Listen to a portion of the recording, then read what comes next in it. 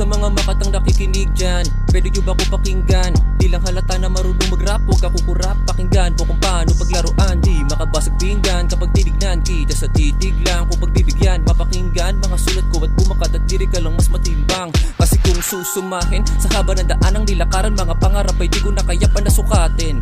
Di ko kinuha sa panalangin, sububok kahit medyo alanganin. Kahit na marami ang gusto ako sirain, mga sulat naman puro hangin, di ko na ninais pakikain. Kung bulok na bunga lamang di ang nakahain, mata na mutain, tutok po sa akin, tapos utak palawakin. Bare lang sa sibula, puhunan wag lang mawala, tsaka paikutin, basta kaya mo na paganahin. Utak na payapa laban sa mundong madayan, na kung di ka susugali lagi ka magpaparaya. Daya mo na lahat baka sakali na tumama, at kayo mo nagabitin yung kulit mo magmula nung pagkabata.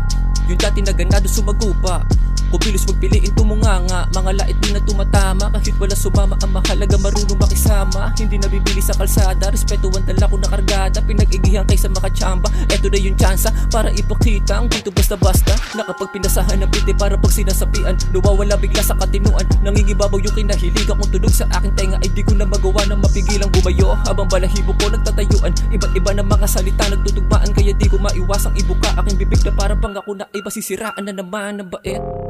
Tanggal ng kulit pag aking binalagpag, pagkarolo sabay tugkat, sulat, hindi saglit, at panoorin mo kung paano pa to sumagad. Alam ko naman na marami ang nakaabang dyan sa paligid, puro mga utak makikitid, pinili magyabang at maghintay lang sa pangpang ilbi, subukan sa ilalim ay subisid.